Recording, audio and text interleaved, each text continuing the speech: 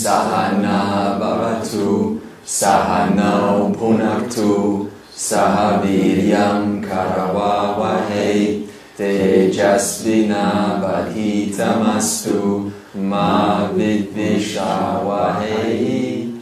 Om Shanti Shanti Shanti. May we be nurtured together. May we be nourished together. May we strive together. May our learning shine. May we not quarrel. Peace. So in session 21, the subject matter was karma yoga, and it was a scripture that we were at, and we stopped over here. And all we have to complete chapter 3 is the rest of the remaining text and this page before we go into chapter 5. So knowing that we're still in chapter 3, this session will be about a thorough summary of what karma yoga is and why it's important to be practiced as a lifestyle, how to integrate karma yoga, and just adding some clarity around it. So the way to do that is I'm going to use mind maps, and I'm going to summarize everything we've done since day one, since walking in here. So we started out with the Bhagavad Gita, and the Bhagavad Gita has 18 chapters, and it's a situation between two sides where Arjuna is a seeker of truth, has been caught in a dicey situation where he has to restore dharma. Dharma is how to live and how to uphold what is good. Now we are always in a somewhat in a position of someone's breaking the law and someone else is preserving the law. This is an endless situation, that is, as long as the world exists. So Arjuna is one of those who are on the side of the good, who has to engage in an action or actions that restore the dharma, because if he's not going to do it, then who will? So that means that it's not a matter of just saying, well, somebody else is going to fix this, so let them fix the world. And the general phrase goes like this: if it's to be, it's up to me. So that means that we're all here connected through this field called Ishvara. And that means that since all of us are of Ishvara, everyone carries a certain level of responsibility to the world. Also knowing that everyone is also simultaneously a role model for everyone else, right? Because everyone's watching you whether you know about it or not. If you have had kids, you will know what it means to be a father or a mother. They just copy you.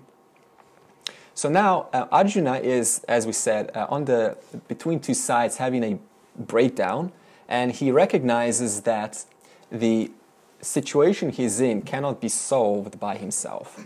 It's way too vast, it's too complex, and he comes to a position to say, look, I can't deal with this. I need to move. I want to go away. Someone else needs to fill my position. So this is something that's common somewhat, where we sort of want to delegate it to someone else. But if the irony is, if we choose to delegate it to someone else, then we're actually violating our swadharma. Because if one person is in a certain situation, let's say you're supposed to be to break up a certain argument, and you say, well, I'm not going to put myself in that position because I'll get into trouble. So that's a violation of dharma, because if you were in an argument, you would definitely appreciate someone to sort of help you out. Or let's say in a dangerous situation, you would certainly appreciate if someone just came over to help you. So you can see how it's a tricky one, because the person who wants to help is also afraid for their own life. They also have their own vested interests. But at the same time, if they get involved, then they have to fight that natural inclination to back out and not get hurt. But that causes guilt later on. I could have helped them, but I didn't because I didn't have the courage. So you can see why this isn't so easy for Arjuna, because Arjuna knows he should, but he should uphold dharma by engaging with Duryodhana. But at the same time, he's confused. He doesn't know what is the right course of action. So then Arjuna comes to a position where we all need to come eventually, and it's a position of courage, a maturity, and that is to ask for help. So that means that Arjuna, knowing he couldn't solve the problem by himself of what to do, whether to stay, to uphold the Dharma, or to retreat back, he had to ask for help. So this help is a metaphor, Krishna is a metaphor for that point in life where we finally mature and are able to put our own ego aside and recognize that despite all of the knowledge that we have had and accumulated, it still isn't sufficient to solve the problem of who am I and how to live properly on earth. So that's why Arjuna consults Krishna, who is a symbol of Ishvara, the Lord. So that means Arjuna is directly now resorting to saying, no, nothing helped me, now I need the help, I need the ultimate help. From who? From Krishna, who, as I said, is a symbol of the Lord. So Krishna, what happens is, Krishna advises Arjuna how to deal with the situation, what to do, what not to do, how to progress. And Arjuna really likes what he hears. He's enthusiastic, and he recognizes, wow, so everything's the self. And I really want to now go to the forest and contemplate on this knowledge. But Krishna does not allow him to do that, because it's very easy, as you can see in the class, just to listen to self-knowledge. But as soon as there's a live environment on the outside which demands certain situations and our time, effort, and energy, then it's very easy to sort of backtrack and say, well, that's just mithya. I'm just going to deal with the unchanging and I'm just going to stay there. That is a big mistake in Vedanta, by the way. It's called disassociation. That is disassociating from the world, because after all, it's just all coming and going and there's no value in it. So I'm just going to stick with that which is eternal within me. So Krishna does not allow Arjuna to do that, because it violates the dharma which is confronting Arjuna, which if performed would cause Arjuna to move forward into a position where he could actually properly comprehend this self-knowledge. So that means, despite Krishna telling him about self-knowledge and saying, ultimately there is no problems here at all, because what you're being confronted with is an eternal progression, a game, an eternal situation of Ishvara. Whether you're alive, this is going to go on. Whether you're not here as a person, this is still going to go on. So there's no point trying to escape, because it needs to be done. And so Krishna advises him that that self-knowledge is the solution, that he is actually the self-existence and not this body which Arjuna thought he was. But what happens is, Arjuna, of course, if you imagine yourself being in his or her place, I mean, you got to deal with a real life situation. And someone's telling you self-knowledge, well, how's that going to play out? Probably not very well, because you're still in a real situation. You got to deal with action, how to confront this. So that means that Arjuna's mind was not prepared. Just like that last guy there is not prepared. So, that wasn't conducive for Arjuna's mind, both intellectual and emotional, to fully receive, assimilate, and contemplate the depth of this knowledge that Arjuna is actually the self and not the ever-changing body, emotions, and thoughts. So now, there's one point, if you remember, where Arjuna asks Krishna, I'm confused, he says to Krishna. First of all, you advise me self-knowledge, he says to Krishna. Krishna says to Arjuna. First, you recommend me Jnana Yoga, knowledge yoga. And now, you're saying I should do karma yoga.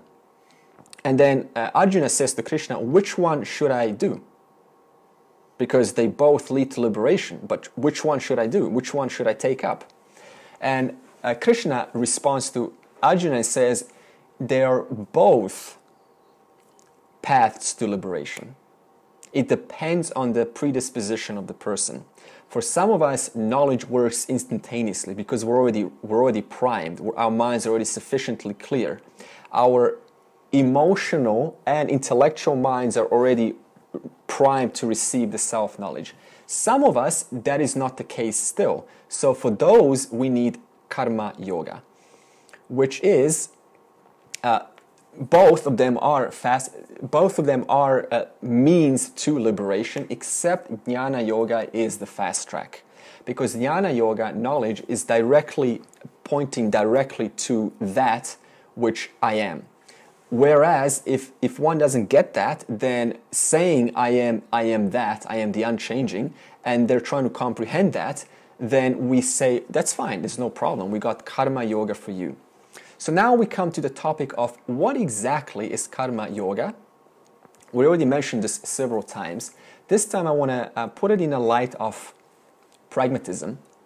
And karma means action, okay? It just means simple action. And yoga means spiritual, in the context of karma yoga, spiritual sadhana, spiritual practice. Now, if you think about it, you're always acting, right? You're always doing something.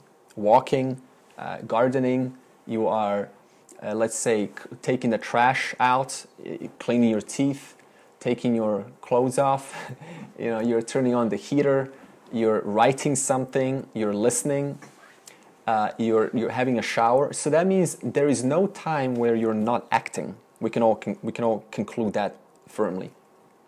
So then the question comes up, what if I could turn my actions into a sadhana, into a spiritual practice? Whereas every action actually points me to Ishvara, causes me to turn my mind inwards and contemplate that what I'm dealing with is actually Ishvara's creation. Because think about if I don't do that, and I just do my actions the usual way, what's going to happen? Nothing. You're going to get your actions done, right? You're going to fill in your report, you're going to say hello to people, that's it. But what if you do that plus there is a benefit and that causes you to turn that ordinary mundane action into spiritual sadhana? So that's the point of karma yoga. It's for normal, ordinary, working people engaged in normal, ordinary, down-to-earth situations. Okay? So now, in karma yoga, there is a certain assumption that we start with. And that assumption is that as a person, we believe that our likes and dislikes are in fact real. So what does that mean? That means that we give value to what we like and dislike. Think about it, objects are value neutral. But a human being, because of his or her likes and dislikes, assigns a certain value onto an object which inherently, by its nature, is neutral. Because if you think about it, one person may assign value to a Rolex watch, but another person, let's say a hippie, sees that as just another McDonald's watch or some kind of a toy. So, or another, let's say a man looks at a youthful flesh of a woman and assigns a certain meaning to what that means. And then the body has a certain response based on what? Likes and dislikes. So that means that person is value neutral. And then the likes and dislikes assign a certain value onto the object, which does what? So what you say, right? The issue with this is it causes the person to invest more time with things that they like and less time with those things that they don't like. So that means now, what if the things that I like are not necessarily conducive to my growth? And usually they're not, because a human being by nature wants to enjoy themselves, be on the beach, travel, just have a good time. Tell me, there's nothing wrong with that, right? But tell me, is that conducive for inwards contemplation? Yeah. So you can start to see how likes and dislikes, which we learn very early on in our childhood, start to dominate the way we operate in life and to whom we communicate and not communicate. What kind of knowledge we want to be exposed to and what kind of knowledge we want to deny. And that alone sabotages our success to moving forward. So what does that mean? The conclusion is we have to address these likes and dislikes. Why? Because then they're going to keep operating as they always do, and they're going to keep moving me away from what I really need to attend, that is my swadharma, in order, by its doing, I need to move on. You see? So that's addressing the vasanas, the tendencies. That's right. And so karma yoga is a means, a vehicle for addressing those tendencies. So let's now investigate how. Can I just ask one question? So you've covered the knowledge yoga and the karma yoga.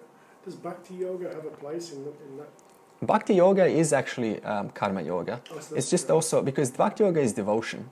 And devotion to, I'm offering to Ishvara. But so is karma yoga. So they're actually entwined together. Yeah, actually there's a little bit, there's a distinction, but at this point we can just put them together, just for simplifications. Okay, so now to explain karma yoga, I want first put it into three parts. See, in order to see the vision of oneness, I said in the last session, there is no skipping. That means skipping what? Skipping mithya. So now the question is, how do I put myself in a position that I don't skip mithya? How do I actually not neglect what needs to be addressed? Well, the way to do that is by understanding that cause which operates the entire creation, which is Ishvara. That's what Ishvara means. It's a cause. It's that cause which moves the law creator, the karma, that force, that power, which puts all of these, puts your body together to work as a human being, which puts, let's say, two hydrogen particles, atoms of a water, and one atom of oxygen, H2O, and makes water. Who does that? Some kind of an intelligence. So that's what we mean by Ishvara is the cause which causes everything you see around you, including your very eyes, which are now used to input the light and process and make image, and your brain to make sense of this room that you're looking at right now. You didn't create any of this, did you? So that means we have to start looking at Ishvara as that creator which causes and makes everything possible. Now, the other aspect of karma yoga is, which we will get to, releasing our fruits of our actions to Ishvara. Now, in order to do that, we have to first see how Ishvara operates. Now, here's a little question. Let's say that we're now in a, give me a sport. Soccer. Okay, we're in a soccer stadium. And let's say this side of the room wants side A to win, and that side of the room wants side B to win. Now, and we both pray to Ishvara, please make my side win. You guys are also praying, make my side win. Now, how is Ishvara considering Ishvara is the total, how is Ishvara supposed to choose which side wins? Because if this side wins, then that presupposes Ishvara loves you less. If that side wins, that presupposes we're less important than that side. So it makes you question, how is this cause, this macrocosmic cause, supposed to operate when there are 7 billion requests at every millisecond that are asking for something that someone else doesn't want? I want peace, you want chaos. I want joy, you want novelty. I want love, you want war. What's the difference? How is my request for love any better or more special than let's say somebody else's request to insult and criticize others because they get a thrill out of it? See, it's only a jiva that starts to assign certain like, what does this mean? But on an Ishvara, it doesn't work like that. Ishvara, it's a value neutral. It's a value neutral operation. So how is now Ishvara supposed to choose which side wins?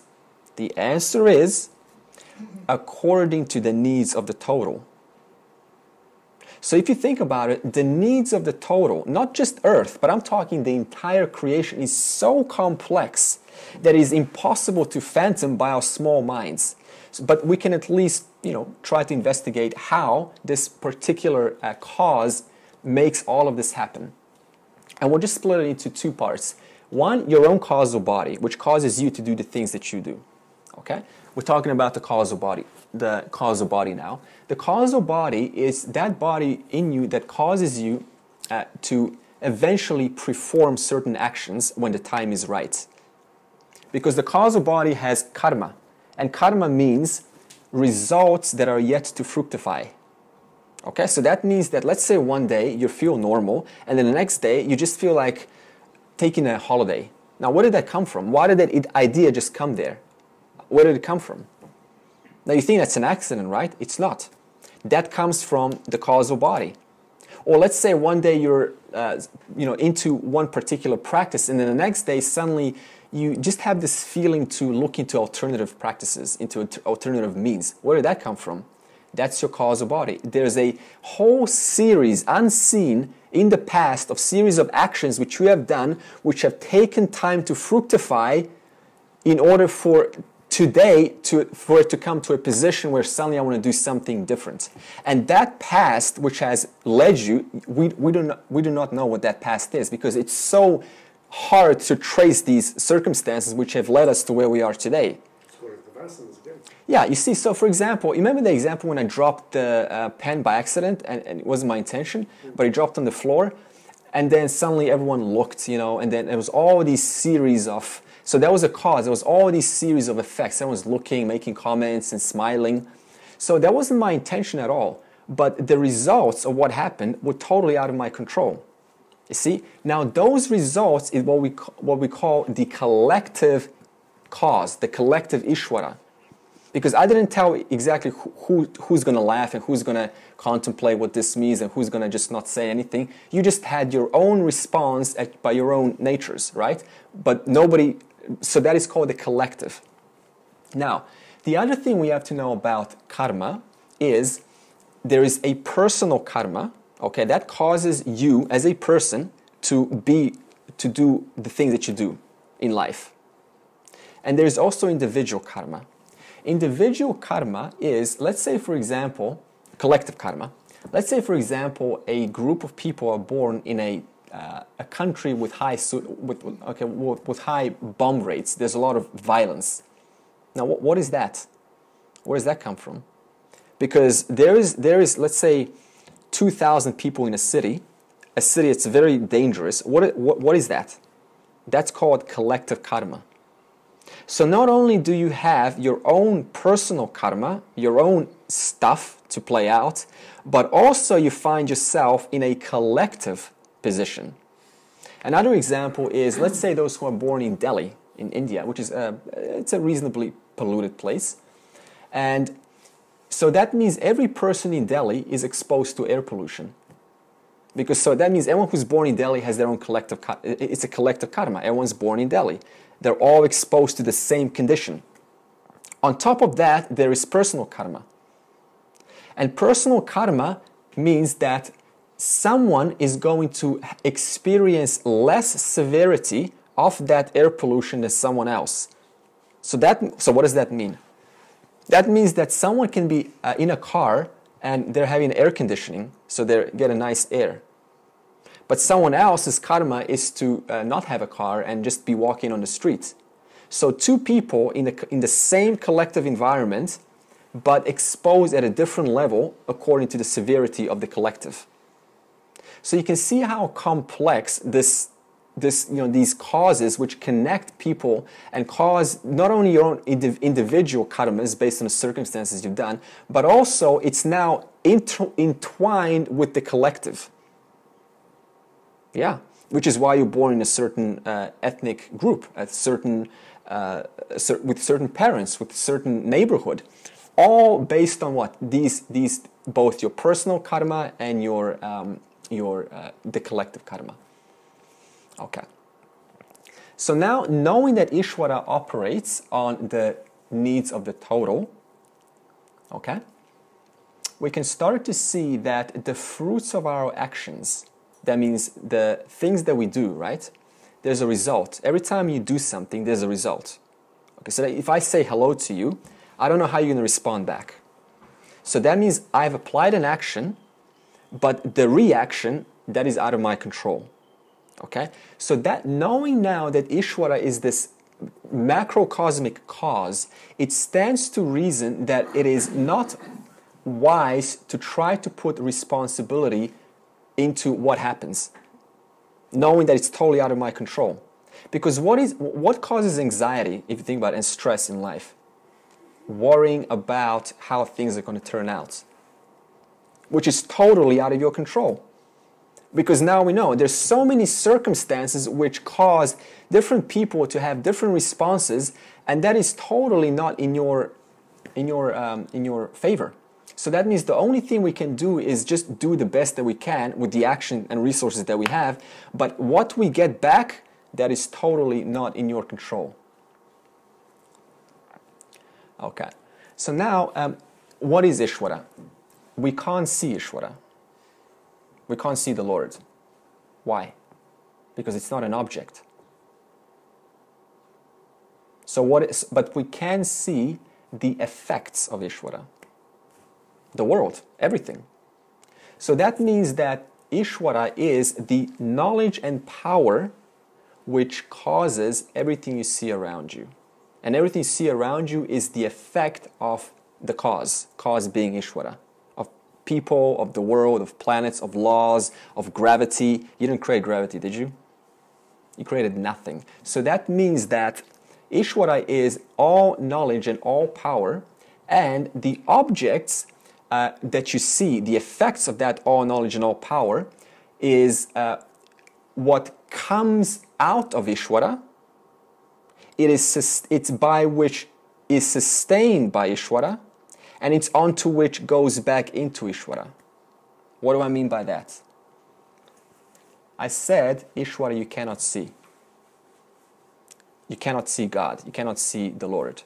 This is where science has a problem. So now let's investigate this. What do I mean by it's that from which objects come? A simple example. Potential. Yeah, potential. Now, a simple example, you have this from the Chandogya Upanishad. Let's say I ask you to find me a seed, a mango seed. A mango seed. And bring it. And I ask you to open it. And I say, what's there? What do you say? Well, you open it, you grind it, right? You grind the seed, and you what's there? You say what? Nothing. Just powder. Okay, there's nothing in a mango seed. Is that true? If there is, okay, so then why, okay, then if there's nothing in a mango seed, why does a mango tree grow out of a mango seed? So that means just because you cannot see the mango tree inside a seed, it doesn't mean there's nothing there. That's what you said, Mark. It's a potential. It's in potential. That's why you cannot see Ishvara. It's a constant potential being collapsed. It's a constant potential being manifested. Just like the cause of that mango tree is the seed, and in which you cannot find anything, and then what? The science is going to conclude, well, there's no creator, there's no Lord. But does that mean that there's nothing? It doesn't. Because it's in potential. If you put that seed inside the ground, it's going to grow into a mango tree. Objects are that by which is sustained by Ishvara. Or Ishvara sustains the objects. What does that mean? So that tree now grows into a full, mature tree. And what sustains it? Water, which is also what? Not created by you, is it? It's created by Ishvara. So Ishvara's creation sustains Ishvara's creation. Just like food, Ishvara's creation sustains Ishvara in a form of body.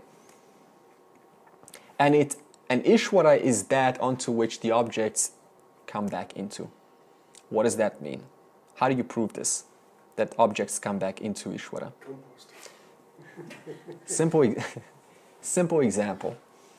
We have from the Chandogya. Hey, Michael, would you mind if you turn that off? It's getting hotter here. Simple example is that we have, let's say I ask you to bring me a glass of water and salt. And I say, please put the salt in the water. And you do. And I say the next day, please give me the salt. What are you going to say? Evaporate the water first. You're being smart now. You're not going to find the salt, are you? What happened to the salt? It dissolved in the water. Now, if I ask you, okay, drink the water from the top, is it going to be salty? Yeah. Drink it from the middle. Salty? Drink it from the bottom. Salty? That means it's everywhere.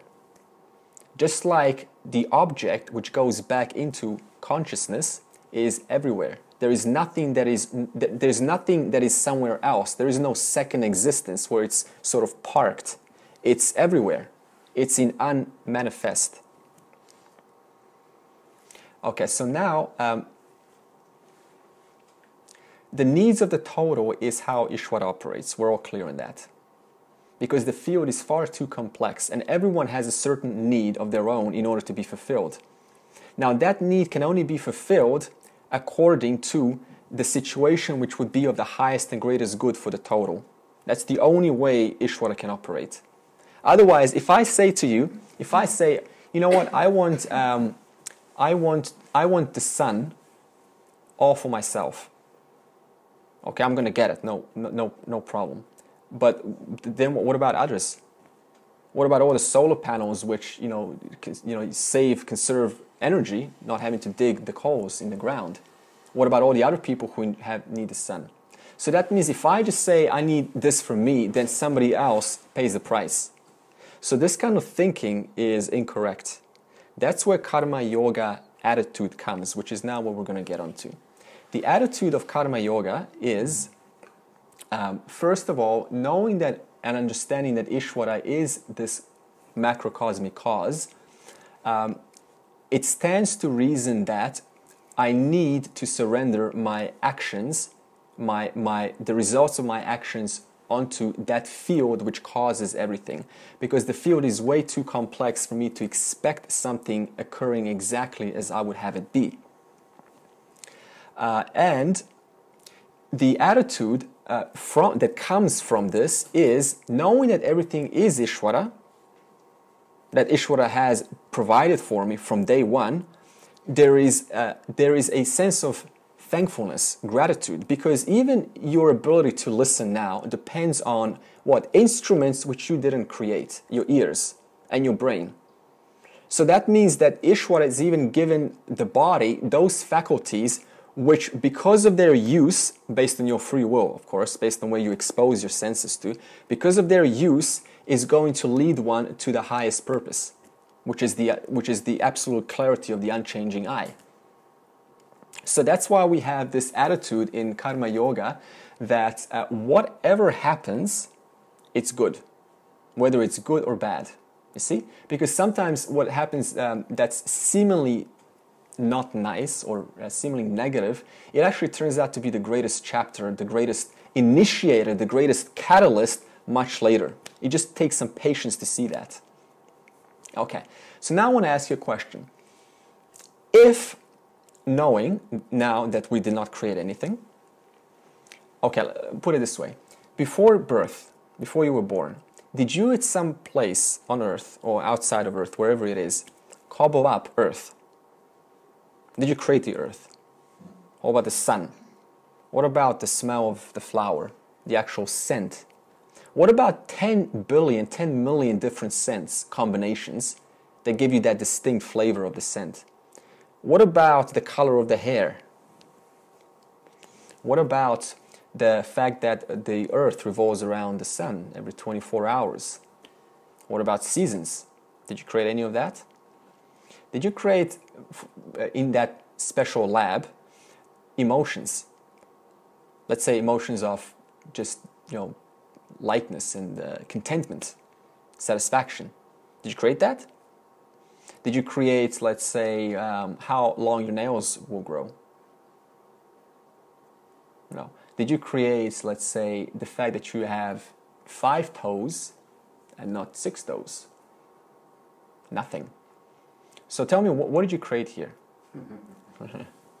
So now, if we didn't create anything, then how does it make sense to try to own responsibility for everything? Because that's what human beings do. We're constantly worried about things which we didn't create.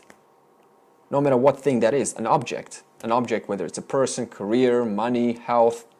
Did you create the concept of health, of feeling healthy, or being healthy? So then why do we spend so much time trying to accumulate and own and take responsibility for all of these things which we didn't create in the first place? If you did create all of this, then it stands to reason that yes, you should be responsible. You should, clean up the world. You should, just fix everything. But knowing that you didn't even create your own doubts, your own thoughts right now. Did you create those thoughts? No. Those thoughts are just going through your awareness and you're aware of those thoughts. But you didn't create the actual thought in itself. And what does a thought actually contain? An object. Of what? Excuse me, when you're saying, did you create anything, the you that you're talking about is the jiva, is it? It's not the real self that you're talking about. Yeah, self also doesn't create. Ishvara creates. The point of this teaching is to live a life for living a life, for a jiva. It's not for this contemplating. We're not doing we're just doing how to live as a person, as a sincere person involved with normal problems, down to earth situations with normal people. I just wanted to clarify that. Okay. So we're referring to the causal body and the subtle body. Yeah. Anything below the line of. Yeah. We're not talking about awareness now. We're talking as a normal person now. Yeah. Okay. Is that clear? Okay, because that's what karma yoga is. Okay, so now knowing that we didn't create anything, what do? We invest certain time and effort into trying to make things work. Make what work? Make things work which we didn't create. So I'm not saying that let's ignore, now that it's all just done by Ishvara, let's just let it be to itself. I'm not saying that. I'm just saying that the attitude is it's all created by Ishvara. And it stands to reason that now there is not so much anxiety to try to make things work, knowing that those things which I'm anxious about, they belong to Ishvara. Because what are you anxious about other than objects, which you didn't create? The attitude is, of course, I'm not doing this for myself. That's the opposite of karma yoga, where it's profit, where it's self-profit, self-gratification, glorification. I am actually doing this for that cause from which not only the doer is coming from, but also is sustained by the doer, the person, because it's sustained by what? Food, which you didn't create, air, which you didn't create, all of the electrical impulses, which you're not doing, the blood pumping, the heart keeping the body alive, which you're not doing. Who is doing that? The cause, which is causing all of these processes to work in the world, both on the microcosmic and the macrocosmic scale. Okay. After this attitude is understood, now we can talk about action. Because if you think about it, attitude is what drives your action. If you got the right attitude, automatically your action is corrected. So now where does attitude come from? From the thoughts. Now, what are the thoughts modified by? The causal body, the tendencies, the vasanas, because the tendencies cause the thought to think in a certain way. Let's say I have a tendency to think about gambling. What's going to happen? I'm going to take the intellect is going to be used to entertain thoughts about gambling. And then what's going to happen? Then the thought is going to send that signal into the 5 organs of action. In this case, let's say the mouth, the hands, and the feet, and go to a gambling house and gamble. So that means that when we correct the attitude, then automatically our action is in line with this understanding that everything is caused by Ishvara, and anything that I do is returned back, but it's returned back from a point of view of unlimited variables, just so many variables which we do not control. For example, let's say a wave, crashes onto the ocean. And then what happens? Like the wave is you. It crashes onto the ocean. Let's say crashing is the action. What happens around? So many ripples get generated, right? From the action. And those ripples are all what? They're all affecting every other wave around. And that every other wave is now affected by your ripple, which is going to cause that other wave to think differently, which is going to cause an action of that wave to be different, which is going to have a different effect. So you can see the complexity of this entire big causal body. Even just thinking about that gambling analogy that you came up with there, if you're going in with an attitude to a gambling situation whereby someone's created a chance win, but the aggregation of all the inputs that people are putting in is going to go to a beneficial purpose. Yeah. So you're basically getting people to contribute, which everybody knows they're doing, and just doing it with the intent that they're going to help in a big way. And then the small benefit that's going to go across to one person by chance, which is the gamble, is a different attitude to it. It's an intent, yeah. So see, once again, as long as that intent is not, as I said, for self-profit, but it's for contribution, it's giving, then that exhausts the vasanas, that exhausts the tendencies. As long as that tendency or that action is in line with, as long as that action is in line with selfishness, that means how can I profit? That's going to accumulate more karma, which takes longer to exhaust.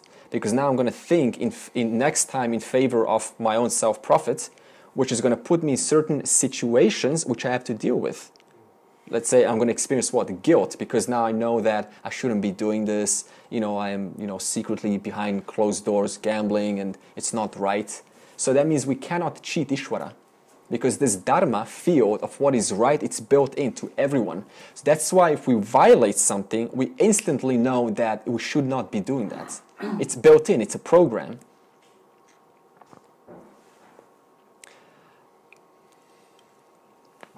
Yeah, so if we're not, okay, so now since Ishvara is serving the total, that now we have to ask how to live a life then? Just copy Ishvara. If Ishvara's job is to serve the total, then living a life of serving the total means what?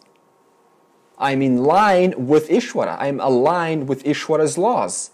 If I'm serving just myself and Ishvara, the great cause, is serving the total, that's out of alignment. And what happens? I suffer.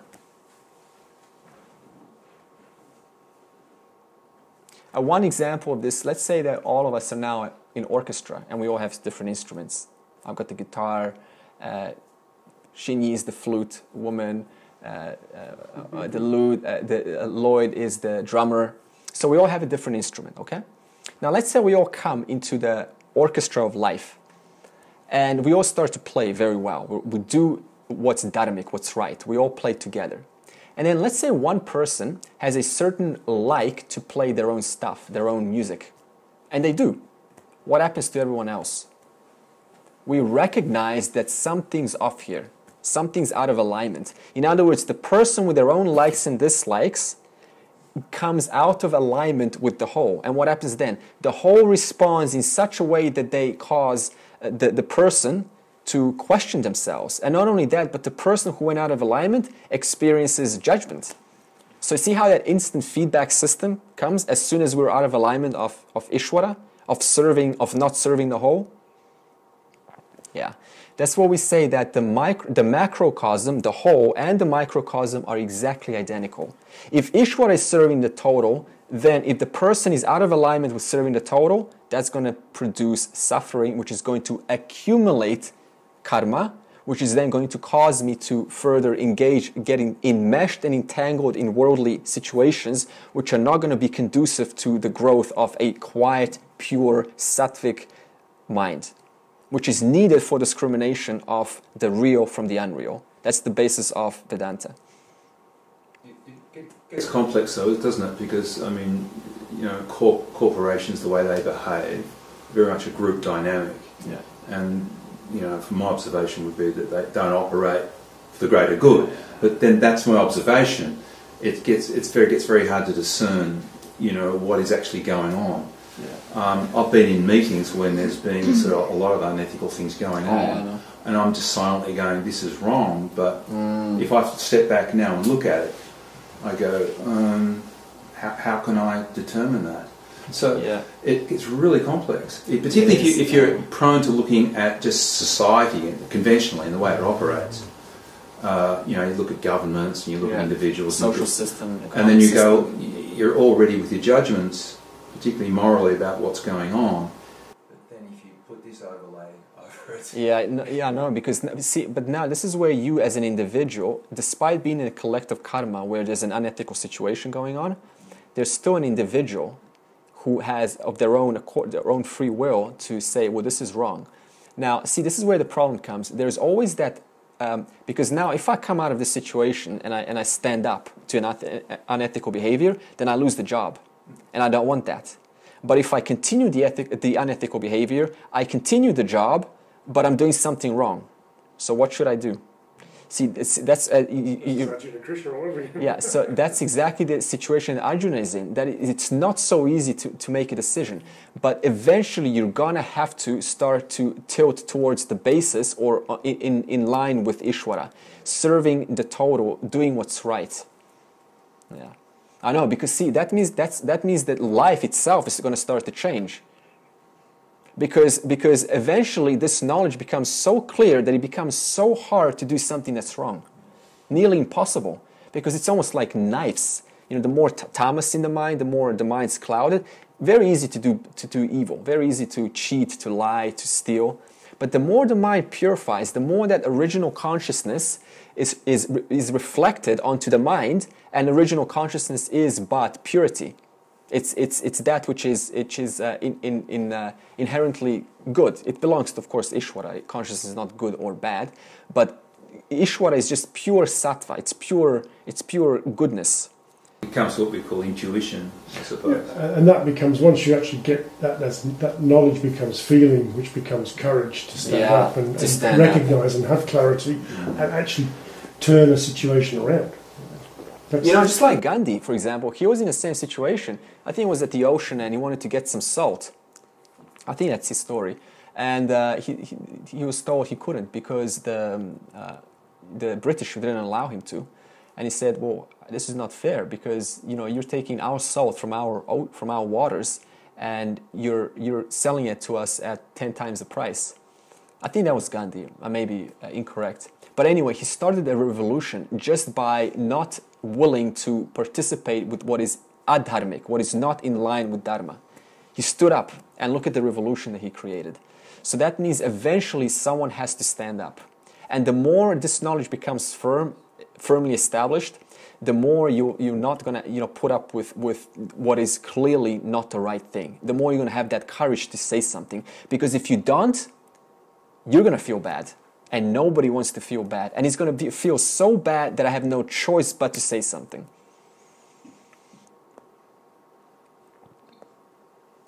All right, so now the benefits, of course, of thinking like this, that everything is a cause of Ishvara, and whatever effect I put out there, it causes ripples, which cause the ripples to affect the entire field. That's why I say this knowledge of right action and right attitude results in two parts. One of them is having a relaxed predisposition, knowing now that you did not create the things that you're anxious about. You did not create all of these things like money and health and the body and beauty and age and all of that. It's provided by Ishvara. So knowing that I didn't create it, we can now relax. But amongst with that, we also now know that every action we do produces a ripple in the entire field. That means today, right now, this whole world is nothing but the totality of the constant causes performed by the jivas, which are creating effects and causing the world as it is in this position that it is. So that means that everyone who is acting, and you're never not acting, is producing or adding to this karma field of the total. The question is, how do I want to act? In line with Ishvara, serve the total, or in line with my own greedy, selfish, small, insecure thoughts? It's up to you. If I go the first one, in line with Ishvara, serve the total, how can everyone profit? That's going to exhaust the vasanas, it's going to purify the mind, and it's going to bring closer one in alignment with Ishvara, thinking in line with the whole, and therefore more love, more joy starts to get expressed automatically. If I think by myself, how can I gain? Guess what? That's scarcity. So I'm going to presupposing I'm separate from everyone else. Yeah. And then I'm just burying myself deeper into this hole until it gets so painful one day that Ishvara eventually forces you to come out of the darkness back into the light. So it's better to do something earlier than later, because Ishvara one can easily get away with cheating, easy, no problem.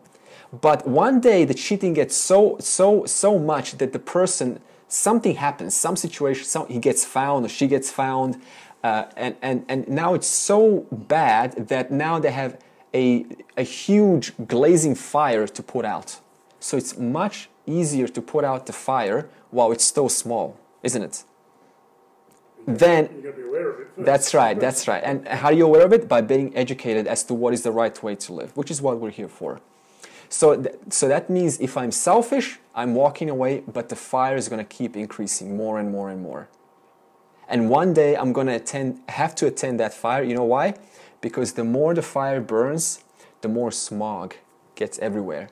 And even if I try to escape, the smog starts to reach. Eventually I cannot breathe. I cannot live with this constant dirt, this constant unpolluted turmoil. That means one needs to put out the fire as soon as possible. How? Right action in line with the total. Also right action through contributing, giving more, taking less. Giving more what you have. Everyone's got a smile. Everyone's got something that you're good at. Caring for the environment. How? Give me an example of caring for the environment. First of all, not doing anything that would have a negative impact on the environment yourself. Yeah. As a first step. Yeah, caring for, let's say, flushing the toilet less, or give me an example. Caring for the environment. Recycling. Yeah, if you see a bit of rubbish that's going to blow around in the wind, and you see a bin, pick it up, put it in the bin. Yeah, because see, everything is Ishvara. The earth is Ishvara too, and it's only because the earth is alive and well that it's causing you to have your presence here on earth, that you can learn this knowledge.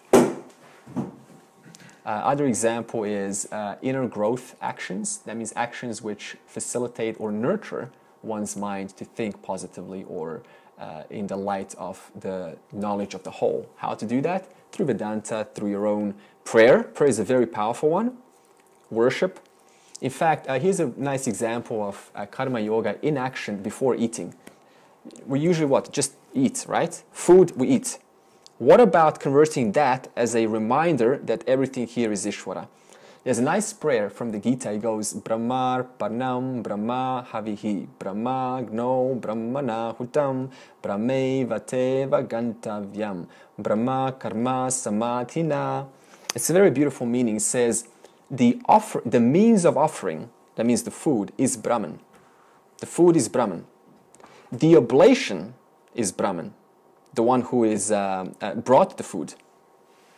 The digestive, the eater of the food is Brahman, who offers this food, which is Brahman, into the digestive fire, which is also Brahman. He or she alone who thinks of Brahman becomes Brahman. You see, so we're using something as simple as eating to remind ourselves that not only this food, which is here to support this person, to think and to contemplate.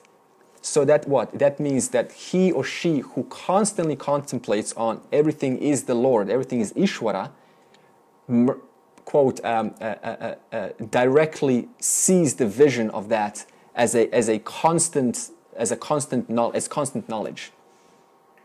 That's karma yoga in action. There's a background to your being. Yeah. It's constantly present. It's just everywhere. Why? Through simple actions like that. Prayer before eating.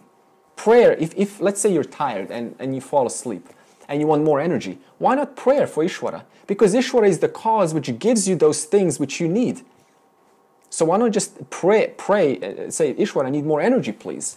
Please help me. Pull me to the right person, to the right resource, to the right foods which will supply me the energy. What about a memory that doesn't hold this information? Why not ask Ishvara?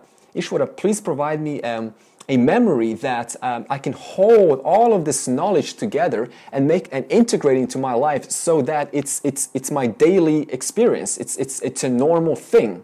that I breathe it, that I embody it, that I live it? What about,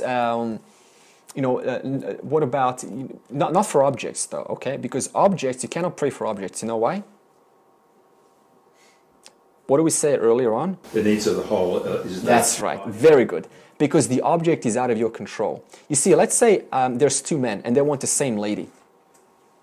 Who's going to get, right? How is Ishwar supposed to choose which man gets the lady? I think the lady chooses. We can go so many ways with this, right? According to the needs of... So if one man gets... he can manipulate, right? And he's going to get her. But what's going to happen is she's going to fall for it. But then the togetherness of the man and the woman is going to create a situation which is a lot less helpful for the community, for the world, than if the other man got the lady, which then they would have come together and created a very harmonious, peaceful place. And other people would have looked at them and said, oh, they're such a beautiful couple. They inspire me. I want to be like that. You see, so that's where that's how complex it gets. If we're not paying the needs of the total, then we're actually disregarding others and stripping or stealing the right of others to live a life how they should live so that it supports the needs of the total. That's the price. And that effect alone, by manipulating, cheating, lying, comes back onto the liar, the manipulator, and the cheater. It doesn't go to anyone else other than them. And they're going to pay the price eventually. That's the tendency which leads to the karma. That's right. Because now eventually, because it wasn't right in the first place, he wasn't supposed to get her. So what's going to happen is very soon after the honeymoon's over, hey, differences are going to start coming up. And it's not going to be a very nice couple. And they're going to break up anyway. And they're going to suffer a lot when they break up. All because the man in that 1 second couldn't put his ego aside and just ask one simple question. Is this serving the needs of the total? Could there be another man who would do much better and be much better partner or accomplice with this woman than me? But no, the ego is too strong. So he wants profit for itself, and it suffers because of that and causes suffering to the other person also. So there's this huge teaching, this huge importance in thinking about the needs of the total. It is not about you. As a karma yogi, that's your new role. It is not about you anymore. It is about the needs of the total, because you are stepping from the small, limited I to the big whole, which I am not separate from. In fact, it's the whole that supports my presence here on earth. Think about how many things just, are required, like the clothes that you're wearing right now. Some person in China working for $1 an hour, right? And now you go, oh, I feel so handsome in my shirt because of that person. You see, so now we're starting to see the Ishvara, how all of these causes have caused us to be where we are today. It gets very hard. I'm just repeating the same point, I suppose. Right. I'm just trying to get this to sink in. It gets very hard to assess the needs of the whole. If I want to sell my car and I want X amount of dollars, and the guy that rocks up only wants to pay me this, and I'm going, oh, you know what? I'll do a karma yoga act and I'll sell it to him. The first one ever. And then I get back into the house and go, what the heck did I do that for? So you kind of have to live with what's real. Yes. Which is, I want as much money as I can get without lying, perhaps. That might be my concession to karma yoga. And he says, no, I'm not paying you. And then you just walk away. Or the deal goes through. But I think it gets with someone with my mind, where I'm just rethinking everything, it gets very technical or difficult to assess what are the needs of the whole. Yeah, in every given moment. Yeah, it is. The simple question is, would I, after having done this action, would I feel good about myself, or would I regret it? Would I feel something is off, or I could have done better? But if I always want more, and I succeed in that transaction, I would feel good. Like, not only did I ask the price of what, I added some money onto it, and he bought it. Yeah, okay, as long as you didn't use a scrupulous techniques to convince and lie, like how the car, is actually, like change your odometer reading, take off a couple of miles off. That's right. So that means you can still get whatever it is that's useful, but as long as it's done honestly. Just ask, would I appreciate this kind of sales technique being done onto another person? Yeah. That's an interesting, because the difference between a Western mind and an Eastern mind on how those transactions work is, in the West we have a price ticket and everybody expects that's the price, and just everyone holds their ground and has to pay that price. Whereas in the East, people just form a relationship through talking, I know, right? And the price keeps shifting, and your needs, and you negotiate, and you actually you're coming together in the minds to achieve a price where you're both satisfied. Yeah, exactly. You know, this reminds me, this is also how complex and beautiful at the same time this field is. Let's say there's a salesman, and the salesman has applying honest techniques to sell a product to a customer. Now, let's say the salesman does not know about karma yoga. So what's going to happen is this. So the salesman is going to do the best salesman. He's just an honest man, right? Or a woman. And the customer is convinced. So the customer now goes home, who's a man who needs to talk to his wife. The wife's usually the decision maker, right? Because she's part of the man's life. So it's a normal connection to have. Now, depending on the wife's state, she's either going to say yes or no.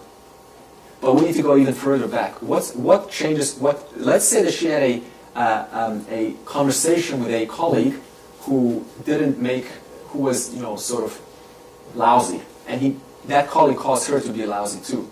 Now, why is the colleague at work lousy? Because the colleague was innocently driving, who got cut by a dangerous maneuver on the road by another driver.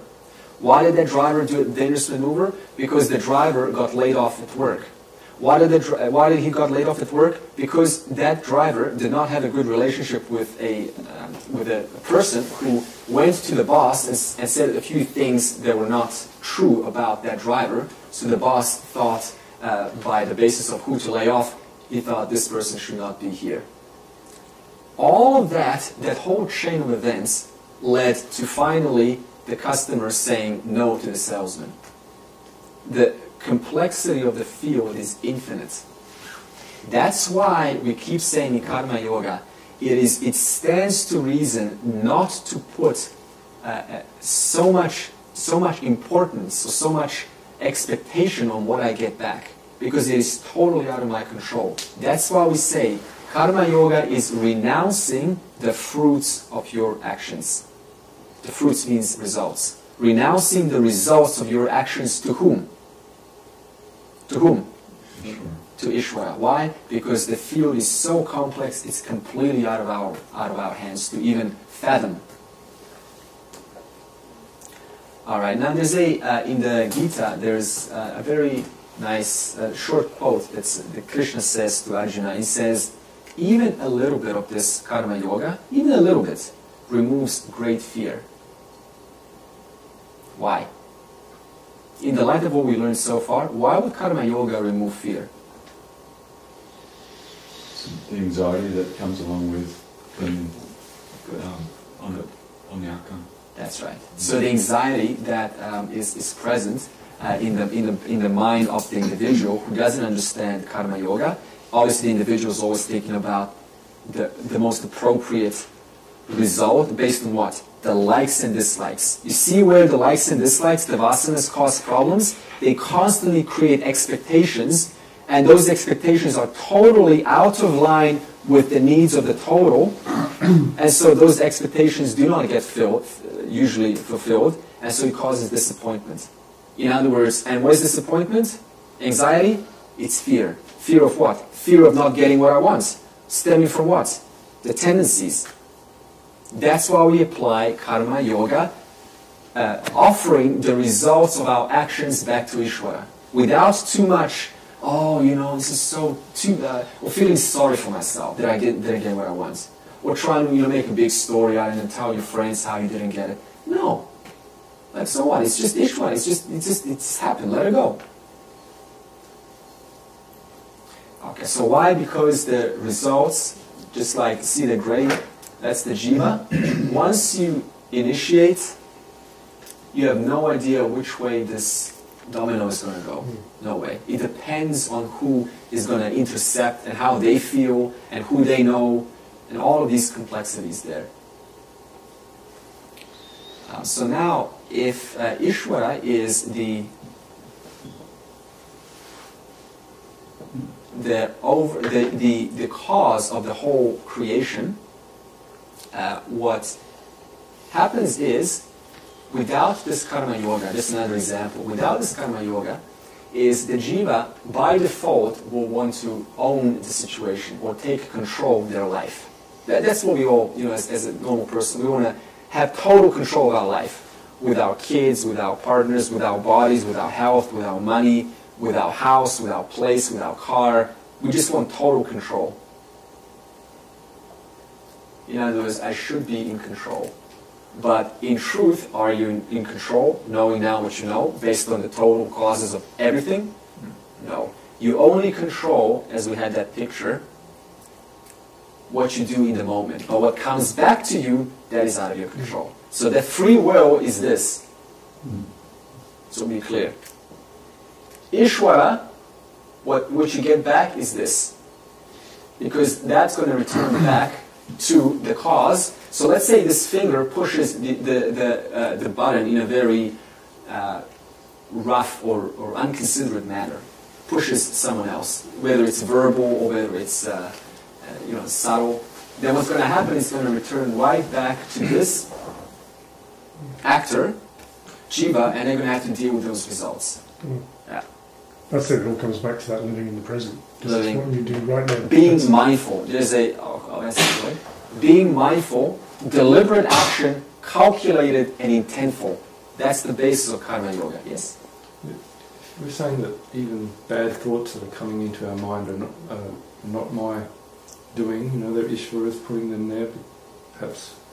That's right. Because because it's a thought either way. So it's very hard under those situations to do a good action, I guess. So you might do a bad action because of a bad thought that came into your mind. So it feels like there isn't much free will there. But you're saying there is always free will. Yeah.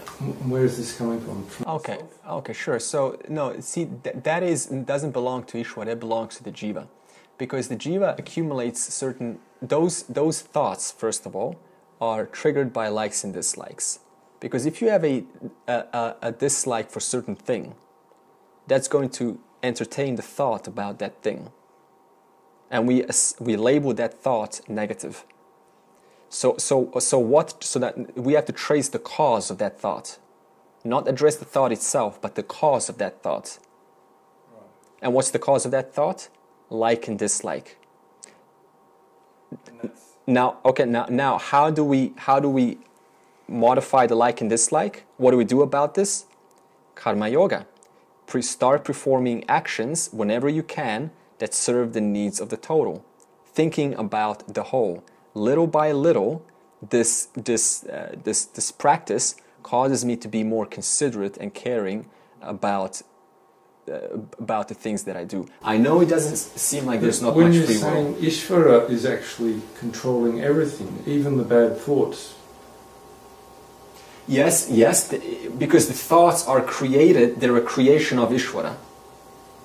But it's still up to the jiva, knowing they have free will, what to do with those thoughts. You understand? So the point is, everything is Ishvara. But the jiva has free will. That's all you need to care about. So the question is, how do I wish to use my free will? To keep entertaining these thoughts, or to look at them? The jiva is also Ishvara, isn't it? Yes. But you have to separate the thought from the observer. Does the free will belong to Ishvara in a way? The free will is free will belongs to Ishvara in a way. Free will belongs to Ishvara. Is not free. Ishvara is just all knowledge and all power. Ishvara doesn't have free will. Only a jiva has free will. Ishvara is a power that gives jiva its free will. Because if Ishvara had free will, that would imply what? Ishvara is an anthropomorphic god, who's a puppeteer who controls everyone. That is wrong thinking. Ishvara is just a neutral power which allows all this entire field of jivas to do what they do. What they do is free will of the jiva given by Ishvara. What's the essence of free will then? Is it the self? No, free will. No, the self is totally has no attributes. Free will is a creation of Ishvara, given to the jiva. But it's somehow separate. Free will is somehow separate from. Yeah, because you can observe. As the observer of the thought or the observer of the feeling. No, is free will separate from Ishvara? No. Okay, think about it this way. I will use an analogy of ocean. Okay? The whole ocean is Ishvara. And every wave is not only the jiva, but you also got every form. Because, see, what is free will? It's just a thought. It's known to you, isn't it? So every thought is what? It's just a wave. Whether it's a person, whether it's a thought, whether it's emotion, whatever it is, it's just a wave. Just imagine for a while, okay? Now, what is both the... Okay, so now what is both the wave... Okay, so what is the wave of? And the entire ocean of? H2O. H2O, water. Okay, now, does H2O control the wave? Who controls the wave? The entire ocean. Ishvara. At the same time, Ishvara gives the jiva wave, the person, free will what to do with its actions. Like a gift.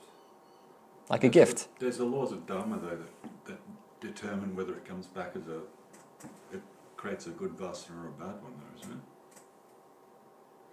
Yes, that's inbuilt in every wave jiva. Lloyd, here's another example. Okay, your question is, what is Ishvara, right? Okay, and free will in Ishvara. Okay, I'll give you an example. Is free will of Ishvara? Okay, imagine a vehicle, a car. The car is your body, okay? And the driver is your intellect, because it's the one that's driving, operating what the body does. The petrol is Ishvara. Now, what happens if the intellect crashes into and makes a big accident? Whose fault is that? Is that Ishvara's fault? Is that the petrol's fault? The driver's fault. That's the driver's fault.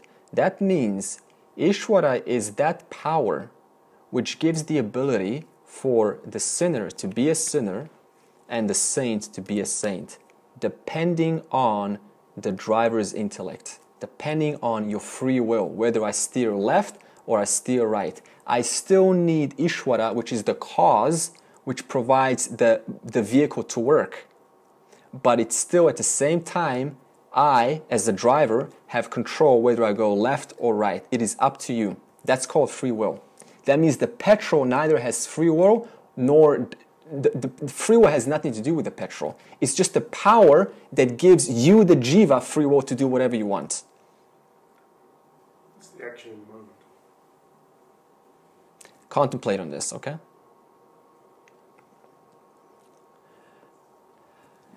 So this comes to a conclusion, little by little, that, as we can see now, knowing that this field is entirely governed by these different causes, that means that whatever we do, whatever comes back to us, is not an accident. It cannot be an accident, because everything is so intricately connected that everything comes back eventually that is a replica that is directly in correlation with the cause that I put out. If you, for example, kick a ball, that's an action, right? You kick a ball straight. What's the effect of that? The ball goes straight. That was your free will. If you kick the ball, let's say, sideways, who did that? You, your intellect. That was your free will. So that means how you kick the ball is the cause determines the effect, right? Is that clear? The action determines the reaction. The action is your free will, how you apply the action. The reaction is out of your control, because that ball could have hit somebody who's angry, just having a hard time, and they come back and punch me. That was out of my control. But why are they angry? Because there were so many different circumstances which led them to being angry, which is totally out of my control. So that means that everything, whatever comes back, is a direct correlation of this constant cause and effect relationship, which is not only based on the individual's actions, but also on the collective actions of the whole. Which means that nothing that's ever happened to you has ever been, or let's just put it this way, anyone who's ever done something hasn't just done that by accident. It's a direct cause of your action in the past. That means if somebody comes and hurts me, and I'm like, I'm talking, someone just comes over and spits at me, it's like, whoa, that's rude. You think that's an accident? No. The field is so intricate that eventually comes back, and I go, what did I do? You can look at that as a messenger of Ishvara simply returning back the effects of my causes in the past.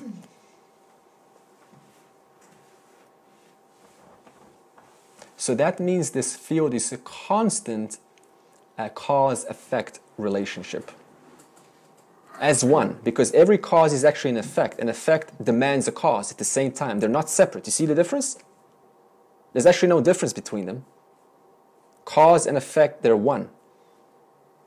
Because as soon as I cause the ball to kick, in that instant moment, there's an effect which way it goes.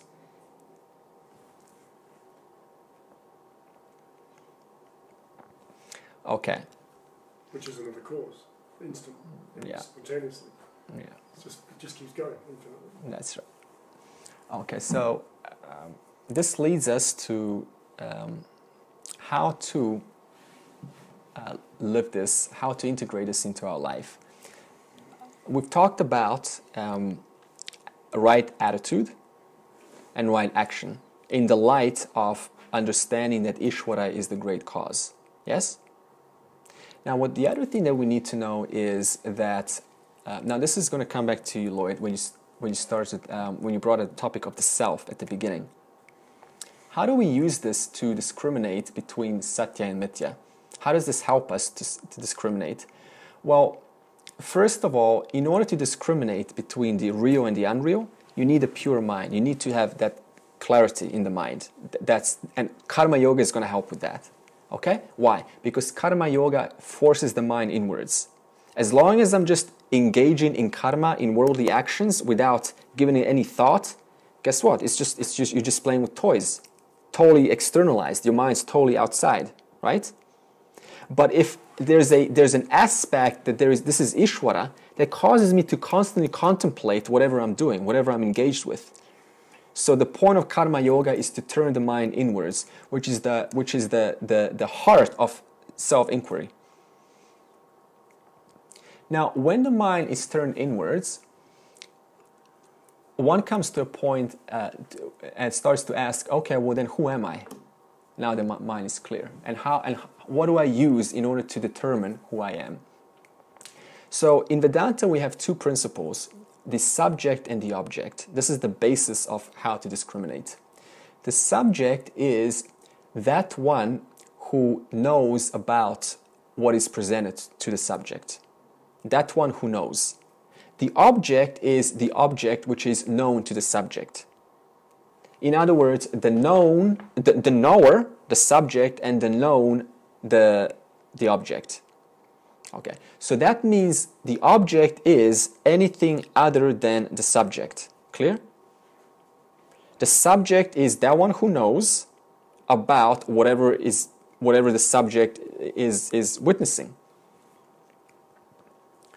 For example, let's say a tree, okay? The tree is what? Object. You're the what? The subject. Now, did you create the tree? No. So the tree is what? Ishvara. It's the five elements. Ishvara too. We don't use Ishvara too. Eventually I put it out. James will use that, but I'm sticking to traditional words. So the tree, like you can use the physics model. You can say it's atoms, you can say it's quarks, but we just stick with the Vedic model. We say 5 elements. It doesn't really matter. And what is the tree, if you think about it? What causes the leaf to be a leaf? Intelligence. Right? Like who put the leaf to be in such a combination? What causes the tree to grow in such a manner? What gives it this? What gives the tree a tree? What makes a tree worthy of being called a tree? Who did that? All knowledge, all power. So that means the tree, the object, is 5 elements, and the truth of the 5 elements is what? All knowledge and all power. Because that object which you're witnessing is put together by an intelligence, Ishvara. And the truth of Ishvara is Sat Chit, existence, awareness. So now here's a question. Let's say you see a rock. This is a test. And you say, okay, Andre, it's very easy to see consciousness in a human being because they're vertical, they're alive. But what about a rock? How do you see consciousness in a rock? Because a rock is another object. How do you see consciousness in a rock?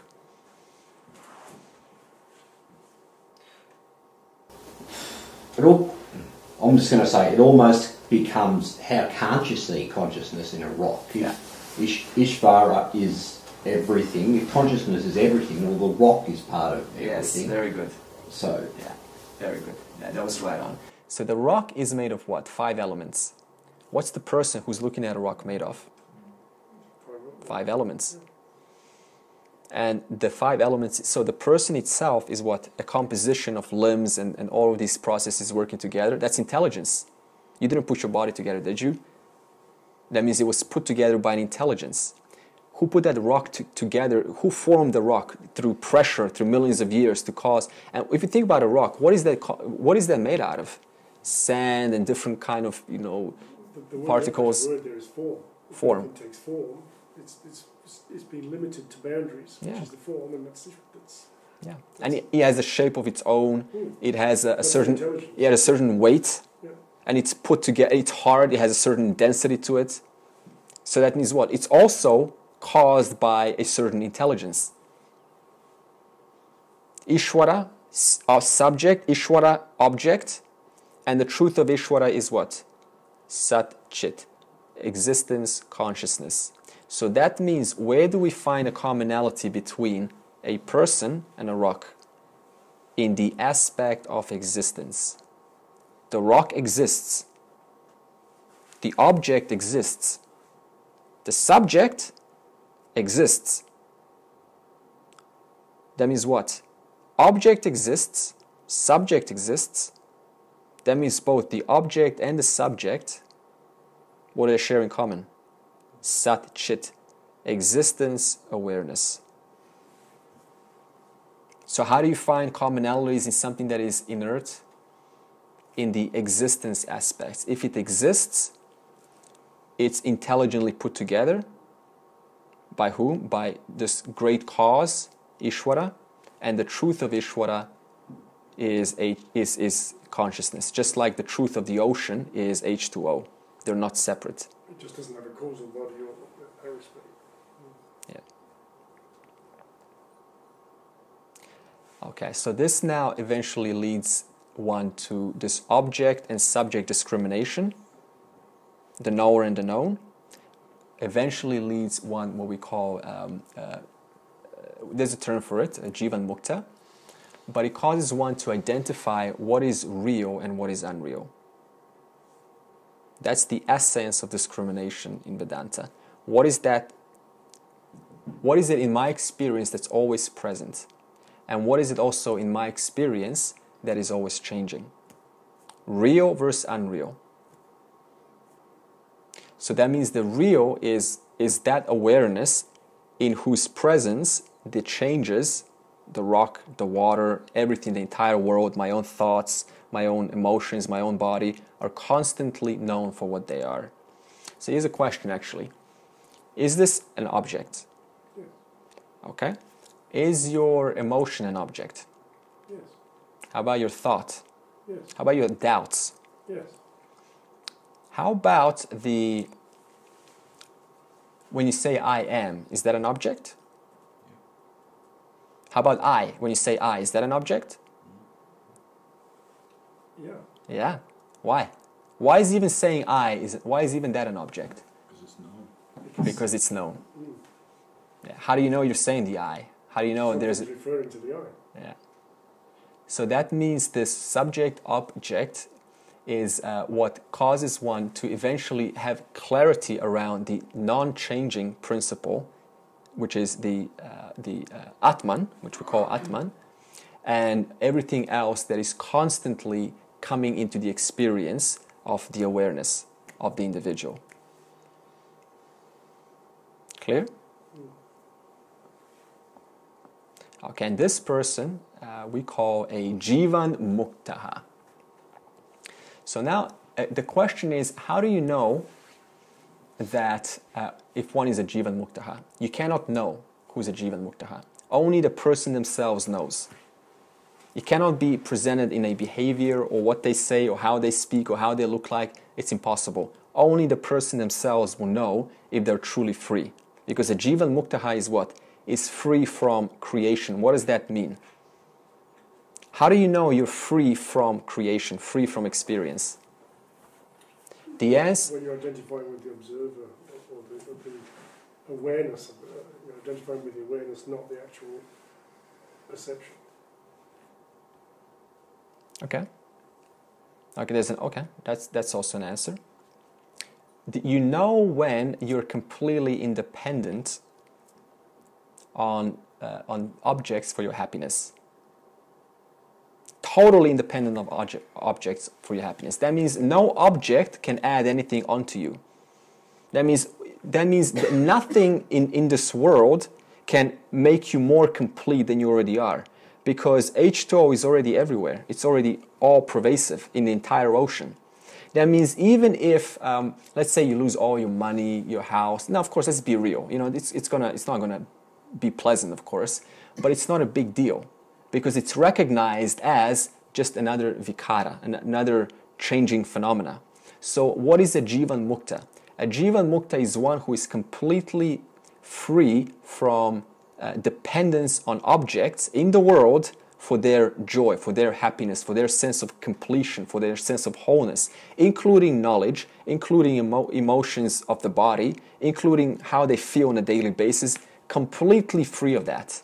It doesn't mean they're not responding to that. It just means that it's occurring to the panchakosha, to the three bodies or the five sheets. It's not occurring to the awareness, to the subject who is aware of all of these changes that are happening.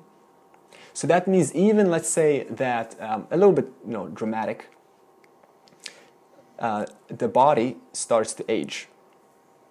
Because a lot of us, it's easy to be happy when we're young, right? Because the body's working and the mind's sharp. So they're like, well, I'm free, I'm happy.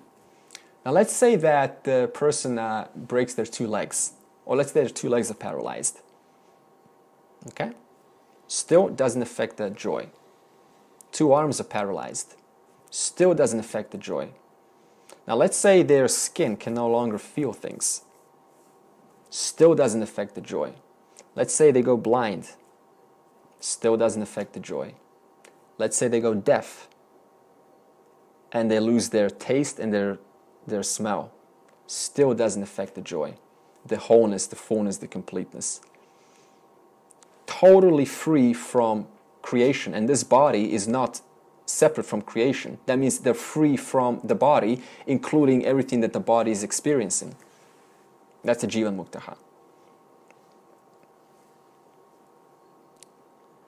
How to quote arrive? It's not an arrival. It's just a recognition that I'm already non-changing. Summary of the whole lesson is we start through karmayoga by seeing Ishvara in everything, by renouncing our results of our actions onto the field, knowing that we don't control the field, and thinking in a manner of how can I serve the whole. That means our minds go inwards. The more it goes inwards, the more we start to contemplate Ishvara, and the more we start to recognize that I am the unchanging, with the help of knowledge. Sarve bhavantu sukhinaha, sarve santu niramaya, sarve bhadrani pashyantu, ma kaschid dukkha bhag bhavet. Om Shanti Shanti Shanti. May all be happy. May all be free from illness. May all behold good things. May no one suffer. Peace. The difference between the thinking of a Jivan Muktaha and a normal person is, a normal person will say, if an object makes them happy, they will say, this joy comes from the object. And they will then associate the joy to the partner or to the children or to their business or to their home or their health, their body or their intellect even. That's a tricky one. Some people depend on how much they know for their sense of completion. Jivan Muktaha simply recognizes that this joy is not coming from the object, it's coming from me, it's coming from the subject. And so for that reason, a Jivan Muktaha has no motivation to pursue the object. So they end up having a different life, because now the life is no longer motivated by traveling and having good experiences, because it's a Jivan Mukta is already complete, they're already whole. So what does that mean in terms of action with regards to making decisions, whether you become an ascetic and just completely become a vow of poverty almost? I'm just going to extremes here. Of course. As opposed to the pleasure of enjoying what's created around us. I mean, the difference between buying a really nice car with all a nice paint job and good interior and feels nice to drive, compared to buying some old banger that's just holding together to be sufficient. There's no difference. Yeah, for a Jivan Muktaha, there's no difference between luxury and poverty. It's just a matter of who can I now serve. It's not about the jiva, because the doer, enjoyer, is the ego, and the person is no longer identified with. And who's the person? The one with the likes and dislikes. Now, those likes and dislikes do not belong to the Jivan Mukta, and they know that. So that means whatever likes and dislikes they're having, they're not propelled to go into them, to put them into effect. Between enjoying something and being attached to the enjoying of something. That seems to be where the difference. What sustains the attachments? Likes and dislikes. As long as there's a like, it's in it for me to keep receiving my like in a form of sustaining that object. So once again, the problem is but the likes and dislikes still belong to the person. A Jivan Muktaha is free of the person. So that means, as I said, there's a certain point that even if these vasanas remain and there's an identity shift, then it doesn't matter that these vasanas still continue, because they don't belong to the Jivan Muktaha, they belong to the person. And what do we say? Everything is created by Ishvara. So that means your body is not yours. You didn't create your body. And your body, if you did create your body, it stands to reason you should then absolutely take care of your body and expose it to the best places and the best knowledge. But you didn't create it. So who are you feeding? You're feeding the mind, which is not yours. You're feeding what are you adding onto? You're feeding the body that is not yours. So it doesn't mean that then one shouldn't feed and shouldn't have a good life. We're just saying there's a certain the amount of necessities start to reduce. It's no longer I need this, I need that. It's not a craving. It's not a craving that you're not going to feel satisfied unless you get that object. Yeah. It's more to do with that object is here and now, and I'm enjoying it. But if it goes, I don't even notice it. Yeah. So it's got to do with the relationship with the object. Yeah. Because it feels to me like a Jivan Mukta could drive a nice car. Yeah. Justify the new car. Just justify the car I drive. It's his way now. But to me, it's the relationship. It's the ability to see that it doesn't. Okay. Now here's the thing. That whole relationship thing, it belongs to the stage that is not a Jivan Muktaha. Okay. A Jivan Muktaha sees everything as the same. There is no thought of which car to drive or relationship. It's completely irrelevant. All of these concepts belong to Mithya. They belong to the person. The person cares about the relationship, not the I, consciousness. Consciousness is observing the person having a relationship. So relationship has nothing to do with the Jivan Muktaha. That belongs to Ishvara. That's another Ishvara's creation. See, so the relationship with the world, that belongs to, let's say, why do you want a good relationship with things? To please who? Yourself. Who else? I mean, you're the one that's having the relationship, so you want to please yourself. But that belongs to the person. Yeah. But you're not the person, you see? So the relationship still continues, but there is no, as you say, Martin, there's no attachment how it turns out. So I could have not a good relationship or a good relationship, that doesn't matter to me. That's what we call it. Jiva Muktaha is free of these conditions that we impose upon ourselves, which are all what? Limitations. How to live, where to live, how not to live. This is all opposite Ananda, Satchitananda, which does not stand up to the word limitlessness. So Jivan Muktaha is that which is Ananda, limitless. That means it doesn't matter what is presented, it's simply seen as an endless, unlimited creation of Ishvara, and one just gets to enjoy that endless creation. But there is no investment there is no investment to modify the relationship, or how long it stays, or whether it goes away, or how long, or whether I want to sort of improve it. You see, because that belongs to the mind, the intellect, likes and dislikes. It's the likes that want to improve, it's the dislikes that want to get rid of it. But I'm not the likes and dislikes, so there is no motivation to try to improve things. Basically, the jiva is an object. Jiva is an object.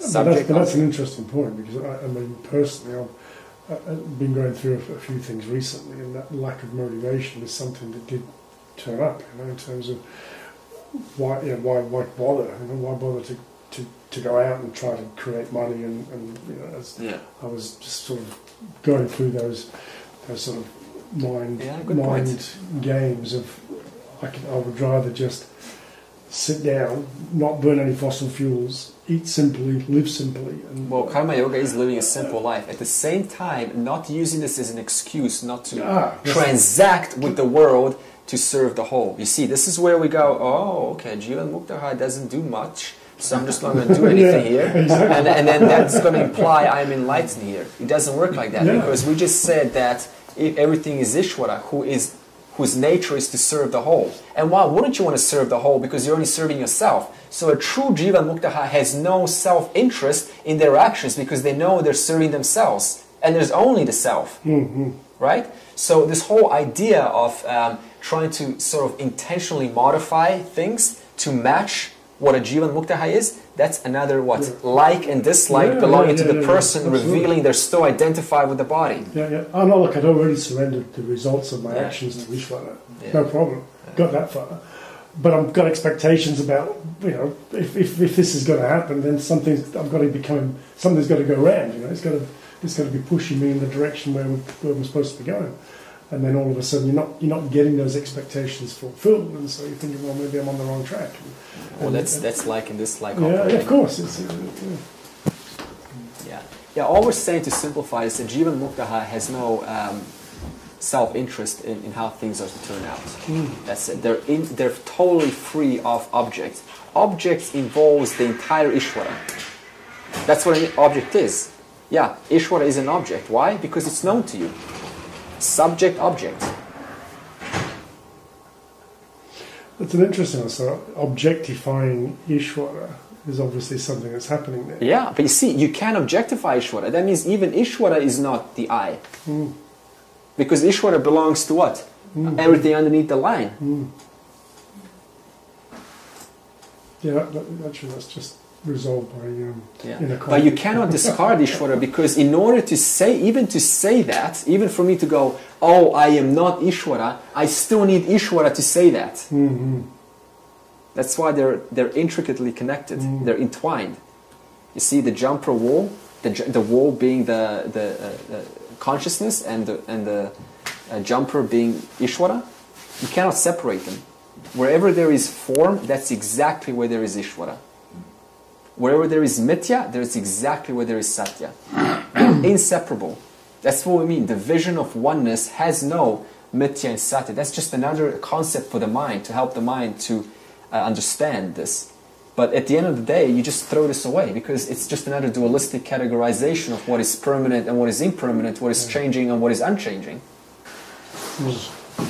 is a question. Yeah, well, I just can't help but say that I felt like Lloyd said that in a different way. Lloyd, was it? Is it? Yeah. Lloyd said that in a different way before when he said everything is one. Yeah. And you said then that this is a way of understanding it, but actually it is... Yeah, but you see, the thing is, if we just skip right to oneness without having a proper context, then it just gets confusing. So we need a proper, we need to arrive to that answer. Yes. Yeah. So yes, he was right, but you know, I cannot agree because the time is not right. So I have to wait and then come to the right context. Yes. How do you discriminate between the... Oh, good question. Between the owner, the I sense owner, and the actual awareness of the I sense That's what I owner. meant to say, but I didn't know. It's like the ego Yeah. getting rid of. Yeah. Okay, the relationship will be like this. The I, okay, so the I owner, the ego, which is not I, anatma, He makes it pretty clear, is though, that known you're tapping to you. So if I say to you, mind, and then what you're please tell you're me, giving. say to yourself Remember now, it says I in the am. thing, give more than you I get. am. That's in the book. Okay, so now we're going back And to is it that for the all? sukshma, You know? Yeah. But it does what we call, seem that, or sakshi. you are... See, when you said I am, there was a background that was aware of that I am. Through the Are you aware of that ego background? And through the Yeah, I free think so. choice. Yeah, it's that we call existence. Because you said I am, but you were aware of saying I am. The intellect, Yeah? which is lower... So the I am belongs to the ego. I think I've got the answer. Because the ego just made that claim, I am. It owned that experience of saying I am.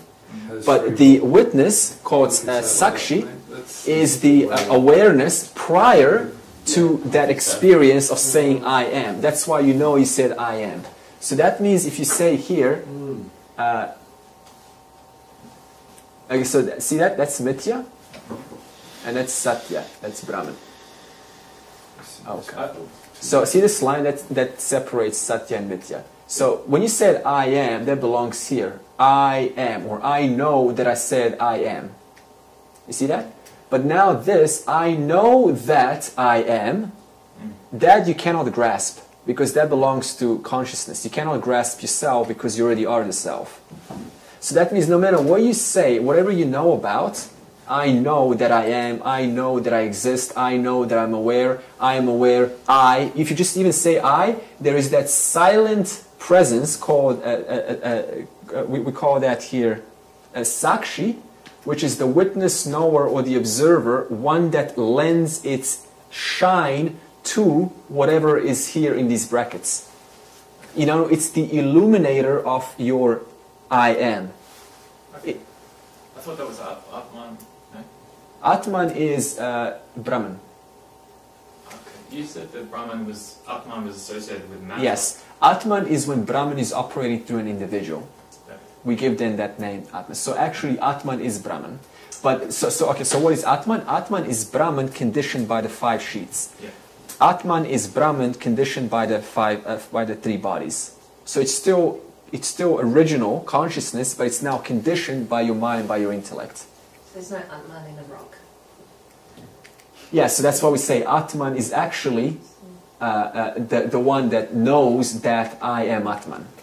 You see? So we call this, which you cannot grasp, this consciousness, the non-participating, non-interfering, unchanging, non-verbalized principle of knowledge that illumines every thought, every experience. You cannot verbalize it, it does not interfere, and it does not participate. Because if it was participating, then you wouldn't be able to make out what you're saying.